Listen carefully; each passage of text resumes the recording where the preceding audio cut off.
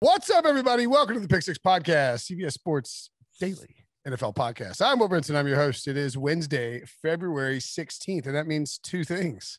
One, we are like 363 days away from the next Super Bowl. And two, it's our Brady Quinn football show. Pew, pew, pew, pew, pew, pew.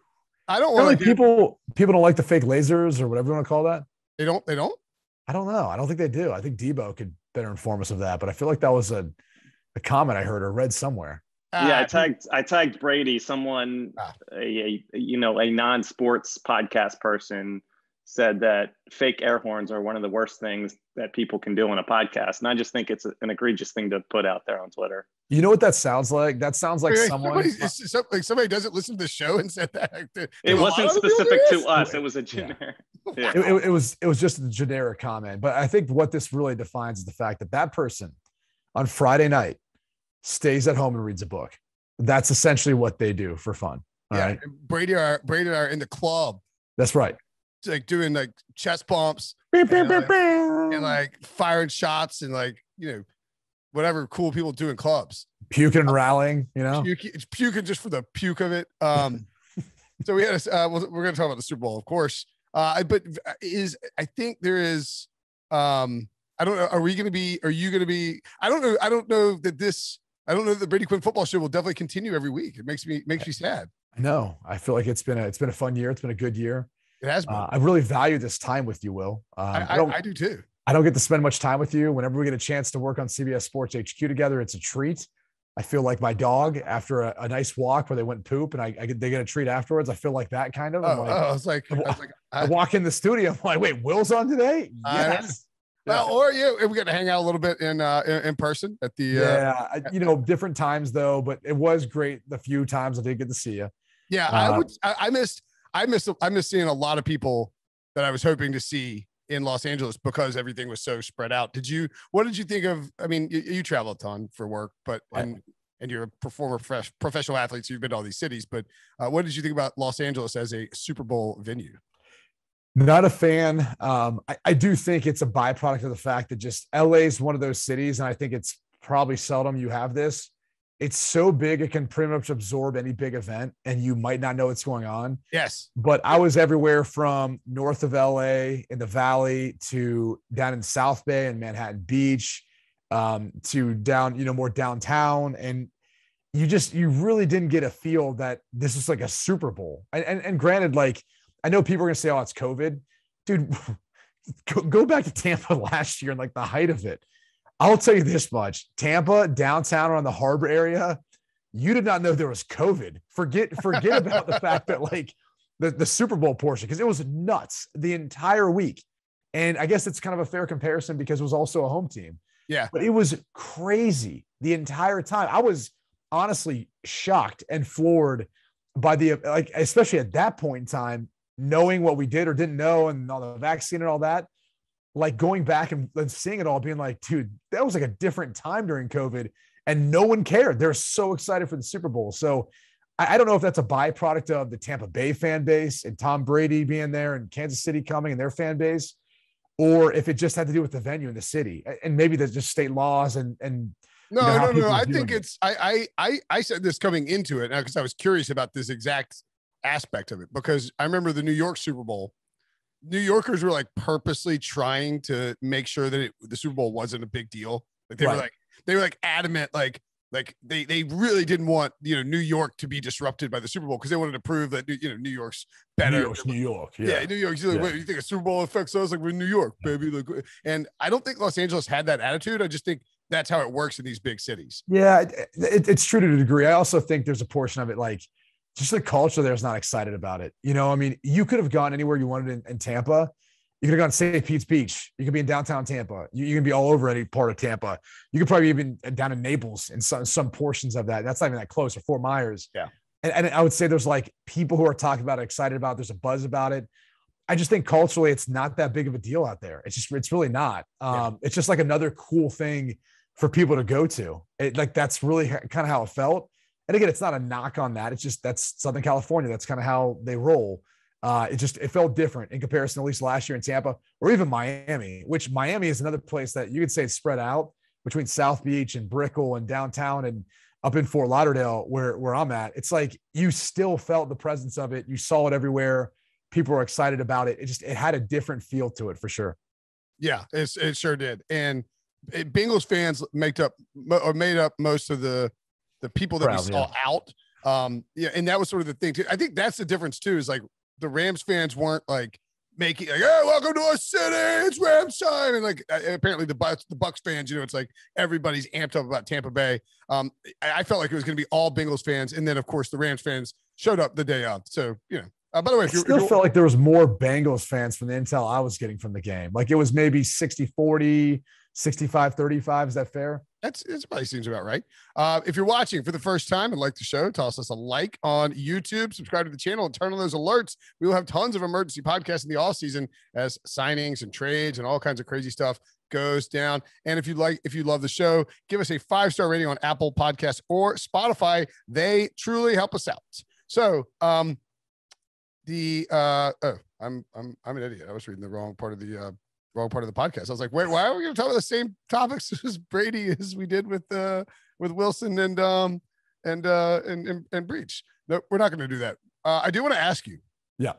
What do you think about the possibility of Matthew Stafford? Do you buy into my Hall of Fame theory, or do you think that is now being talked about by everybody, by the way, and it's kind of annoying? Like I should be getting credit for predicting. Well, I even saw Matt Ryan was like a part of the conversation too. Richard Sherman had made comment about him. I guess I'll ask this: has at any point in Matt Ryan's career has he been a top 5 quarterback in the league? Oh, actually, not statistically. Matthew Stafford. Yeah, Matthew Stafford. Excuse me. I mean, probably not. I think statistically speaking, not yardage totals, but like if you look at advanced analytics. He has been top 5 at least once, I know for sure, and maybe twice. I believe the 2018 season. But I mean, I understand that most people. He's made one Pro Bowl, right? Yeah, I don't put a lot of credence into Pro Bowls, but I mean, well, okay. I mean, he has never been an All-Pro at any. All right, neither has Ben Roethlisberger, but yes, for sure. Sure. I think the difference is too when you look at Ben. I mean, first Super Bowl, yeah, it probably was more defense, running game. Second Super Bowl. Kind of more him in that regard. And obviously you can't deny the fact the fourth quarter, the way he played, talking about Matthew Stafford was awesome. Yeah. I just think there is that argument to be had about like, where do you draw the line between stats and then how that player was viewed at their time? You know, Patrick Willis is someone who isn't going to have a ton of stats because he played 7 years, 8 years. Yep. But he was an All-Pro for 5 of those. He was the best player at his position for that period of time. There's no disputing that. He should be a Hall of Famer. I agree with that. And I think, yeah, look, there's different pathways to being the Hall of Famers. People like different things. Like I thought it was insane that people suggested Calvin Johnson might not be a first ballot Hall of Famer. It's like the dude was the best wide receiver in football for 7 or 8 years, you know? And by the way, I almost think that hurts Matthew Stafford's case a little bit Johnson, because as a quarterback, I sit there and go, yeah, I wish I could have thrown to that. Like, I wish I could have gotten drafted to a team as bad as they were, but you still had a first ballot future Hall of Famer to throw to, right? Yeah, like, that's fair. Look at the difference of Joe Burrow from last year to this year with Jamar Chase. I'm not saying that Jamar Chase can be a first ballot Hall of Famer, but at least from his rookie year, he's on the path to the Hall of Fame. So I think that helps. You know, it works both ways. It helps the quarterback, helps the wide receiver. But there's, you know, like the one thing a quarterback needs to have, I think, in order to be at least part of the conversation, a Super Bowl. Stafford's got it now, and I think, you know, he's definitely going to be up for it. I just think that's the question that a lot of players are probably asking, and a lot of voters would have to, once that time would come, they'd have to ask about him is, you know, is he the type of player that was viewed as one of the best at his position at any point in time during his career? And it's probably tough to say that because obviously Tom Brady played over 2 decades, and like he's always going to be a part of that conversation. You know, Aaron Rodgers is a part of that. You can go down the line of guys who've been. If you were drafted in 2009 as the first overall pick, you were. I mean, like, good luck ever being the best at your position, because Breeze, Brady, Manning, Rodgers. I mean, you know, just an insane list of guys. So that's the hard part. And then I think you when you say those names, it's like, okay, how does he compare to them? I don't know. You know, it's like I feel like, and look, I know Richard Sherman was outspoken about, I think about Matt Ryan, wasn't even on the topic of Matthew Stafford, but I think both those guys are going to have great statistical arguments for the Hall of Fame. Matt Ryan was the best player in the league at one point. literally. I mean, he was the MVP. So he's got that in his hat. Like, a Super Bowl's an amazing accomplishment, but it's also not one that, and this works both ways for Matthew Stafford. It's not one that, it's like a prerequisite almost, where like that's the one thing that's holding maybe Matt Ryan back. Yeah. But yet quarterback wins aren't, it's not a quarterback stat, right? Wins aren't a quarterback stat. So that like works in favor of Matthew Stafford though, because obviously he doesn't have a great win-loss record from his time in Detroit. So it's a tough argument. I think, look, I don't have a vote. Someone's got to make that decision or determination at that point in time. But I think that's the question that it's going to come down to is that does anyone feel like he was a top 5 quarterback at any point in time in his career? And unfortunately, during the era in which he played, it's tough to make that argument probably. I also have the opinion that like assuming like Andrew Whitworth probably retires, assuming Sean McVay doesn't retire and Aaron Donald doesn't retire, that Matthew Stafford with that roster, I know they have some decisions to make, but with that roster, with Tom Brady leaving, with Aaron Rodgers potentially out of the NFC, that Stafford can do enough over the next like 4 years with the Rams. Oh, yeah, dude. Where like he could easily I think like, I don't think if he retired today, I think it would be really close on the Hall of Fame. I think if he plays 4 more years, good years with the Rams and is healthy. Well, I'll put it this way. Is Phillip Rivers in the Hall of Fame? I think so. Yes. Okay. But you're basing that on stats, right? I mean, not basing it on Super Bowls. Clearly, but even like, again, same argument. At any point in time, did you view him as what? I think Phillip Rivers is a top 5 quarterback for stretches. Yeah. And that's what I'm saying. I think it's easier to make that determination. Now, the hard thing is you say a guy like Eli Manning, and then you go, well, stat wise, Phillip Rivers is probably better. Definitely better. I mean, yeah. Well, regular season especially. Oh yeah. But like playoffs, when Eli needed to play, he came up big. He's got 2 Super Bowls. He's 2-time Super Bowl MVP, if I'm not mistaken. Yes. So he's got that in his back pocket. Like when they needed him to, he played his best. And I think that's the tough thing about the Super Bowl was, Stafford made some great throws when he needed to, but when it came down to it, you viewed Cooper Kupp and Aaron Donald as probably the 2 who are most deserving of the MVP. I think then you'd say Stafford. So it's just. Again, like the interceptions probably killed him. If not for those, I think he wins MVP. And neither was really a bad interception per se. One was an arm punt. The other was not his fault. We say an arm punt, but it's like, are they not? I mean, they were in field goal range. You were in range of a field goal. So the play there didn't need to be a shot down the field. It needed to be a 7 or 8. Well, he didn't need to throw it up in harm's way. He could have, thrown a ball that safely, maybe if no one gets it, it's out of bounds, right? Yep. Then you at least have a field goal attempt. The other one's on Skoranek, 100%. Like that hit off his arm, should have caught it. And so that's. I mean, you could say it's on Stafford because if he doesn't throw behind Odell Beckham doesn't tear his ACL. And if Odell Beckham's out there, I think that game turns into a blowout. Anyway. Yeah. By the way, hot take. I kind of felt like neither quarterback played great. I would agree with that. Like that was probably one of Burrow's worst performances. I mean, even just from the get-go. I mean, one of the most interesting things was on the 4th and 1. He had T. Higgins. He was motioning across the formation, wide open on the sidelines. And typically when you get that sort of play, when you've got a motion man like that, because he's on the move and he's running an outbreaking route like that, he's going to be your first read for timing elements. Because once you get off of him, you can't come back to him. Right. And instead he just went right inside to Jamar Chase, kind of forced it, ball gets tipped, turnover on downs. From that point, like moving forward, I was kind of watching and I watched him back. I was like, man, he didn't play as well as he had throughout the playoffs or even this season. Oh, I agree completely. I sort of wonder if he went over to the sideline and looked at that play, was like shook that because I would assume that he tried the pass he attempted was largely based on the fact that the whole game plan was revolving around getting the ball as fast as possible to avoid, what happened in the third quarter. That's what's odd is I promise you, when you've got a motion, you've got a quick out or Omaha, whatever you're going to that guy first. That's your first. Like that's the quickest way to get the ball out of your hand. That was what was surprising about it. And then there was other instances of that where he almost got his eyes. I mean, granted, second half, when you get sacked 6 times, clearly the rush is starting to impact things, but just getting into the check down or getting rid of the football. Like there's times you can still get rid of it and make it an incompletion instead of taking the yardage sack. Now, granted, it keeps the clock running, but it obviously, takes off yards from the punt, right? You're making it a little more difficult in that regard. So yeah, it's a great point. I agree completely. Okay, let's take a break. And when we come back, we'll do a Super Bowl version of Read Between the Lines. Next. America's fastest growing game show, wildly popular Read Between the Lines, invented by Brady Quinn. Probably stolen off some like pardon the interruption rundown. Breach actually does an incredible impersonation of the mailbox guy. Oh, really? Yeah. Mailbag. Like Breach does it, and it sounds exactly like the pardon. You know, I could see that. Well, let's get started though. So post Super Bowl read between the lines, we got Joe Burrow, quote, "We have to let it fuel us. We are going to at least celebrate what we did this year." And he also said we're a young team. Yeah, I think Joe Burrow is probably shocked at losing a big game for the first time in his life. Yeah. I mean, it's, it's sort of like the kid. I'm not saying he's like spoiled, but it's like the kid who's just used to getting what, it's like when Tom Brady lost his first playoff game, he was probably like, what the hell? What, or like when Seinfeld's like, what is this salty discharge coming out of my eyes? Like, I used to crying. They didn't know what the hell it was. I think Burrow is saying though that, we're going to remain focused. We've got to turn the page on this and not let this Super Bowl loss linger, because we are a young team that can get back to this position. But if we let it linger, if you let it fester, it can really do damage for the psyche of an organization. Did the Bengals lose that game or did the Rams win that game? I thought that Matthew Stafford won the game with that drive.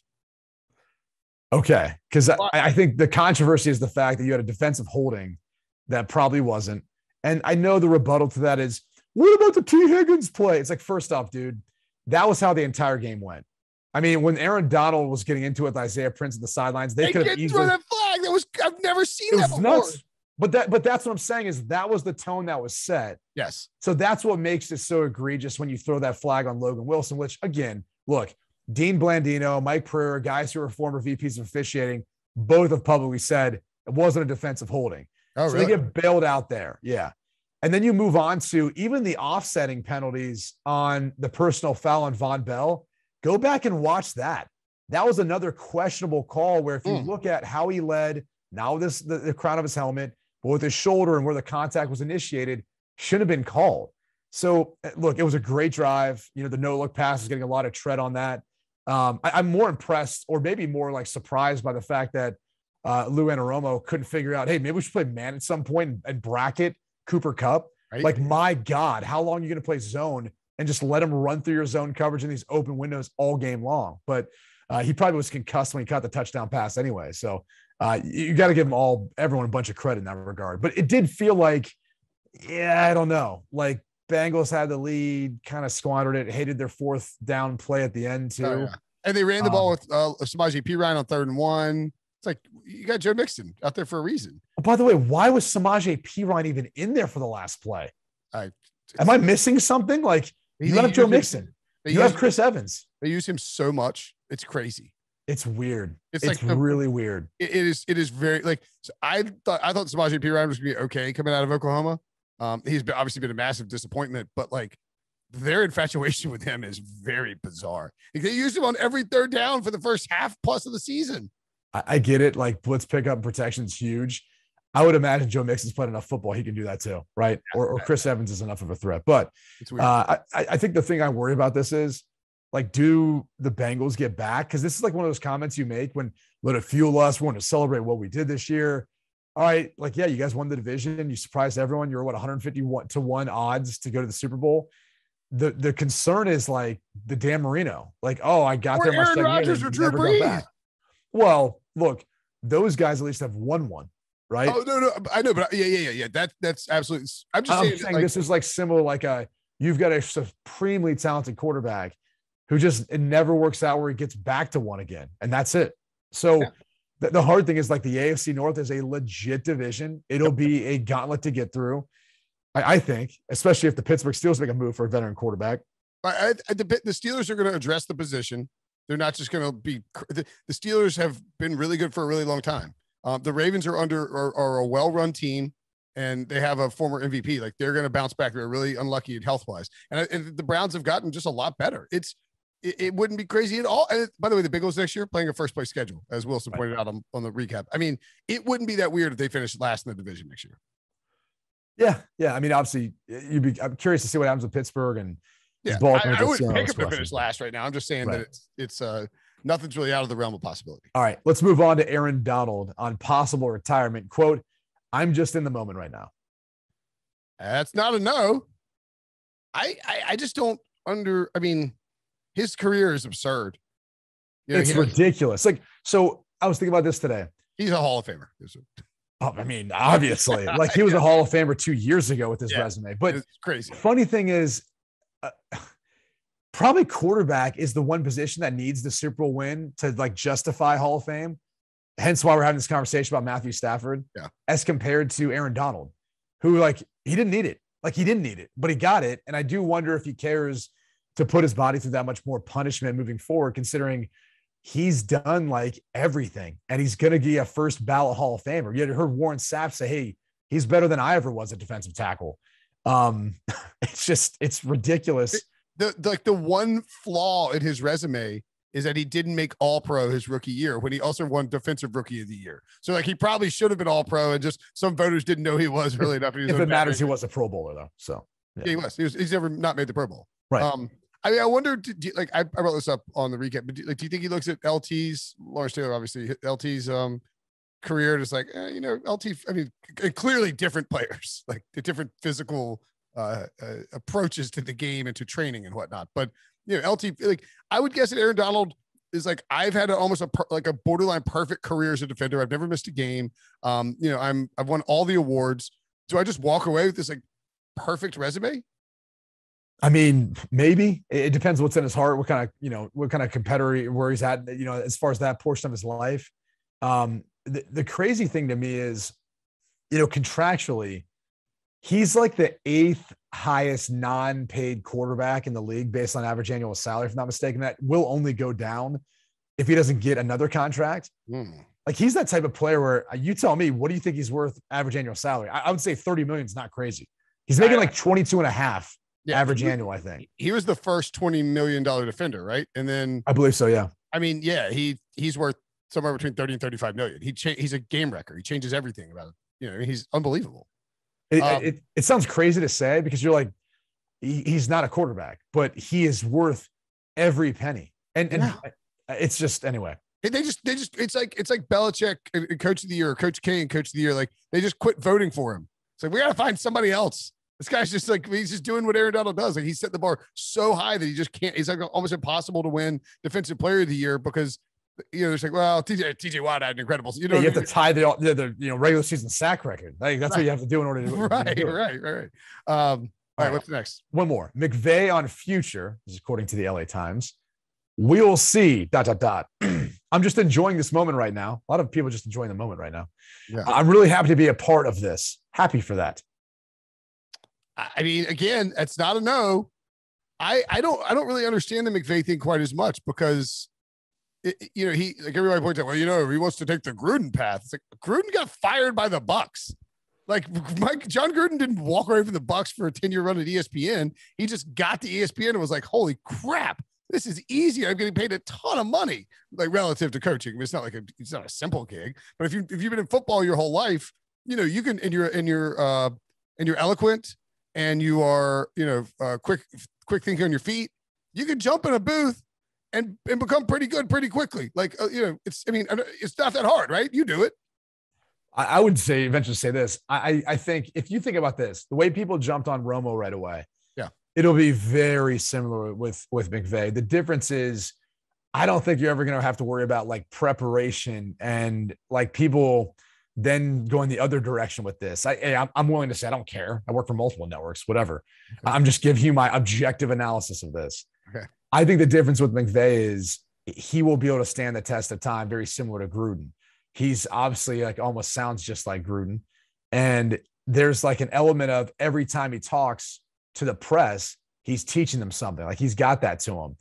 That's something that is just in his blood. It's like who he is. So I think he'd be a home run.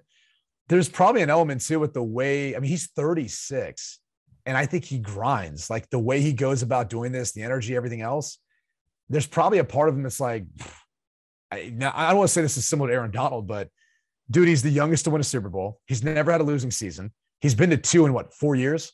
Yep. I mean, what else does he kind of need to do as a head coach to prove himself? I'm not saying he's already a Hall of Famer, because I think that obviously is disrespectful to some of those guys who have done it for a long period of time. Like Shanahan's not in the Hall of Fame. I mean, right. So there's obviously that out there, but imagine him signing a 10-year deal, $15 million a year with ESPN for Monday Night Football, which they're looking to try to improve that. And you're telling me right now you wouldn't take 150 million guaranteed to then come back and potentially coach when you're 46.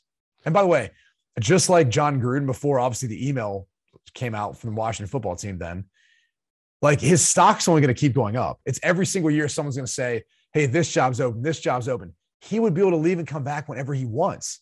I guess the only thing that stands in your way is, why would you leave the Rams? Like, why would you leave maybe one of the best jobs in the way they've handled things with Les Snead kind of going all in for Super Bowls?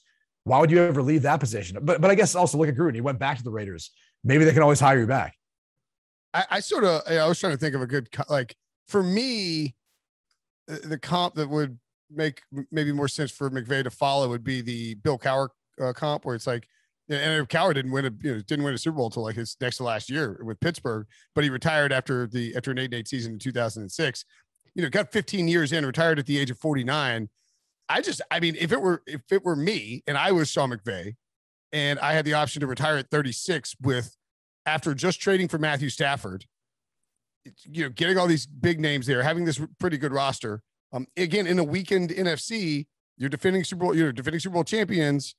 Stafford wants a new contract. I'm at least doing it 4 more years with Stafford. I think just the production they got out of him, the upgrade to that offense, you win the Super Bowl. I just can't. I would much rather coach till I'm like, I would much rather coach for another 10 years than come back in 10 years and try and start coaching again, I guess is my point. For sure.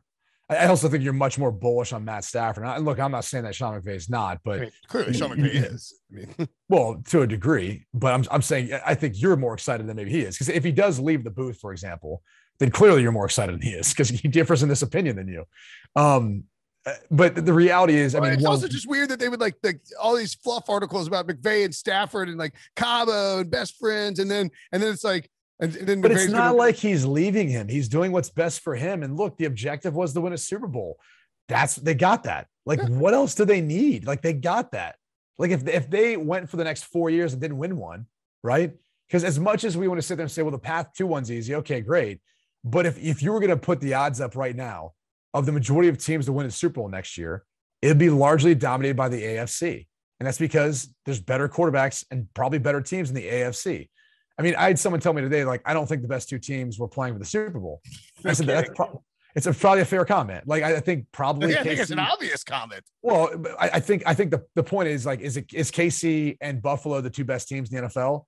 I think most people probably feel that way. That game might have been the best game we saw the entire playoffs. Sure. But Cincinnati beat KC twice. Yeah. So how can you make that comment? Like, they beat him in their house and they beat him in their own house. All right, that's fair. Yeah. So, I mean, again, like, I don't want to get down this rabbit hole of like debates about it, but the truth is, like, they accomplished what they needed to accomplish. They got a Super Bowl together. I don't think McVay owes him anything if he wants to leave and do what he feels like is best for him and his family. I don't think he owes him anything. I just think it's weird to make the trade and then and when you say his family, he's 36 with a fiance. Look what he's got kids.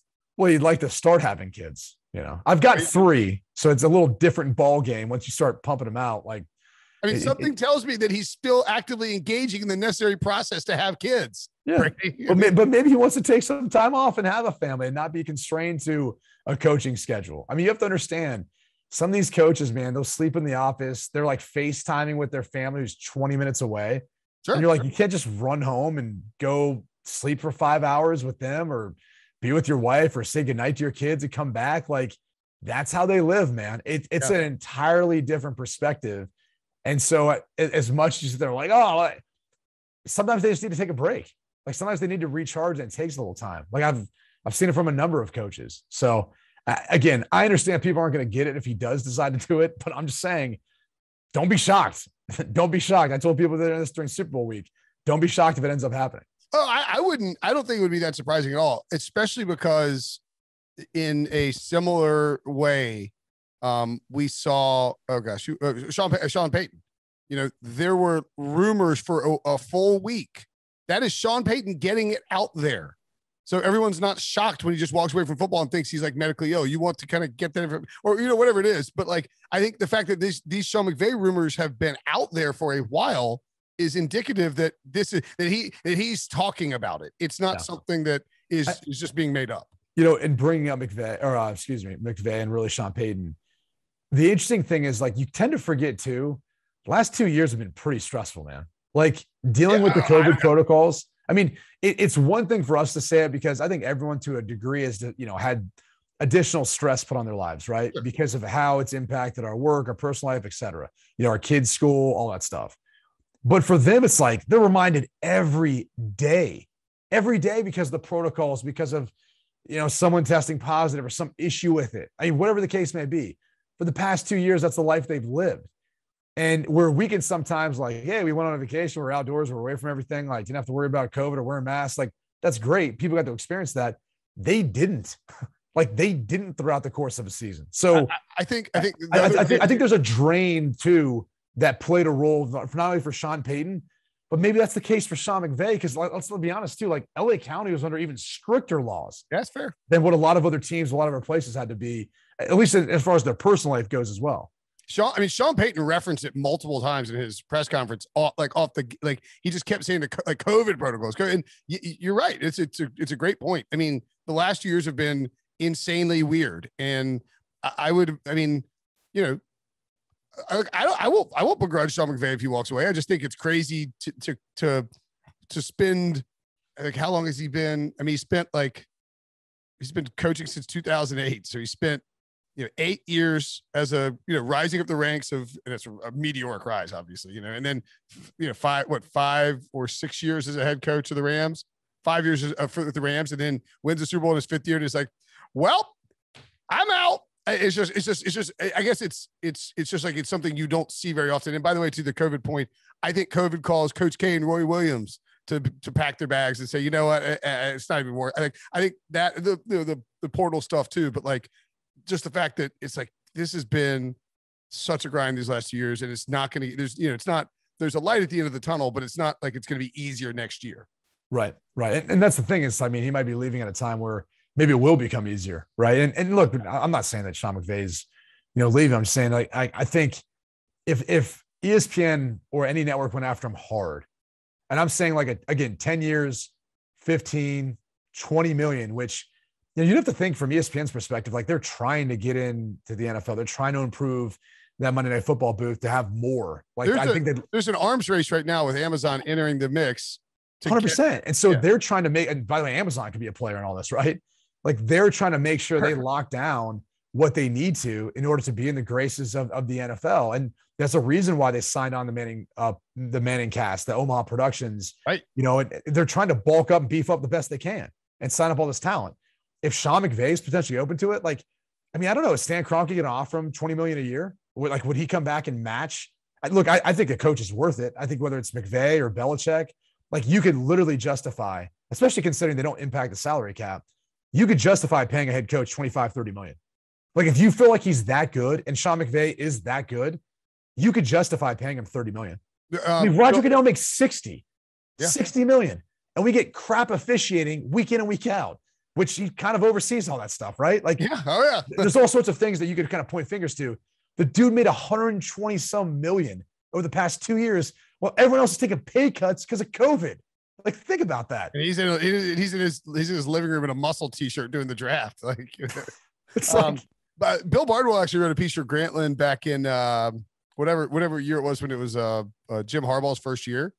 And he's it was something effective if Jim Harbaugh can take this team that was 4-12 to 13-3, it's should we be considering should owners consider ponying up for coaches and just be I'll give you $20 million a year because you're the best. The Patriots, Belichick retires. They're Sean McVay will give you $20 million a year to coach here because you're the best coach in football. Yeah. I mean, they should be more aggressive about it. Especially if you wear multiple hats, right? If you're Bill Belichick and you are in charge of personnel and you are in charge of the team, obviously as the head coach. Yeah. That's going to be a big consideration. I think the other couple things that you got to keep in mind too, think about McVay's staff. It's probably going to, suffer some more losses. O'Connell's going to be the head coach of the Minnesota Vikings. Taking some guys with him, I'm sure. Taking some guys with him. You're going to get some guys who either retire, like Whitworth, for sure. You got Donald, who might as well. Not necessarily getting everyone back. Maybe Von Miller either looks for greener pastures, decides not to. OBJ now has a torn ACL. That recovery is as long as it's been now. Now it's 10 months to recover. So that's looking like a spot you're going to have to fill in. I mean, I know the NFC path looks easier. it's still like, man, there's a lot of things you have to kind of start over with again. Whitworth and Aaron Donald would be, I mean, I would assume Whitworth's retiring, right? Right. And look, the entire offensive line almost, but besides, I think Rob Havenstein is our free agents. I know Brian Allen is. I know Nobum is. I'm trying to think who else is up front that I was looking back through the other day. But regardless, they've got to rebuild that group. It's just I think there's a lot that maybe he's like, dude, I don't know. Yeah. Like I got a 10-year, $20 million a year deal. Like maybe I'm going to go take that and go do TV. Well, and it becomes, like all the challenges that go into coaching, and there are many. I mean, it's hard to be a head coach in the NFL, but like all of a sudden it looks like your team might be sort of a retool. Not that you'd be bad, but you just have to there's a lot of things to figure out. If you lose Aaron Donald, I mean, like that defense will fall off a cliff. That's just right.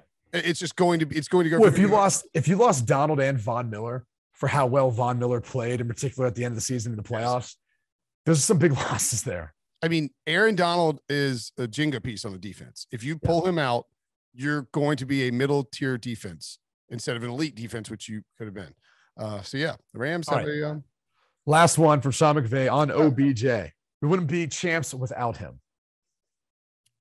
They would have won the title without Odell Beckham. I agree. And Von Miller. I think Von Miller and Odell. I think the interesting thing about Von Miller and Odell Beckham is that they went out and traded a lot for Von and got a lot of crap for it. And they went and signed OBJ, and people, just because OBJ, people don't like him, people question the move. And those two moves put them over the top and made a difference in them winning the Super Bowl or not. Do you get this feeling too? Like that game to me would have been a blowout. I think if absolute blowout, a monster blowout. I don't know about a monster. I think 10, maybe 14 points. I think that defensive line got going eventually. Here's the other thing too, is that if OBJ doesn't get hurt, I think the Rams go into halftime like 21-3, 21-10, sort of similar to the Chiefs. And we see the run game, they really start to try to pound the ball, maybe loosen up the run game a little bit, and then that defensive line just gets after Joe Burrow. I mean, right. So yeah, I mean, the funny thing is the defense line still got after Joe Burrow. So right. That, but it's like, well, there were seven consecutive possessions by both teams combined that resulted in a punt in the second half. Right. I mean, it was don't you agree? Odell helped them win the title? No, definitely. I would agree. I think, like I said, I think it would have been, probably a double-digit, maybe 2-score, victory by the Rams. It had that feeling to it. I just, you look at, because obviously, again, the pass that Cooper Kupp airmails over Stafford, I think it's a fair assumption, probably was supposed to be OBJ, right? Probably. Oh, yeah, that's a good point. I didn't even thought about that. You look at balls that are like targeting Skoranek, and you're going, probably not going to him, right? It's probably. I felt like as somebody who picked the Rams and was like, financially invested in the Rams, at about like through much of the second and third quarter, you're sort of thinking like, oh my God, like they don't have any weapons. Like they got and it's weird because Van Jefferson, I think, was a nice compliment at number 3. Like as when you have OBJ and Cooper Kupp, but then you're like, oh, like it kind of like Juju Smith-Schuster, like he found out like a little different when you go from the second receiver to the number 1 wide receiver on offense. Yeah. Like I think we started to see what that looks like too. But anyway, so that's it for that's all we got, at least for Read Between the Lines this week. All right. We've been chatting for a while, so I guess we'll get out of here unless you got anything else you want to add to the Super Bowl. I think the only thing I'd say is, because we do have this as a topic, but I just would say it quickly. I think Stafford now doing it, and then Tom Brady doing it last year, meaning going from one team to another and winning it in consecutive years.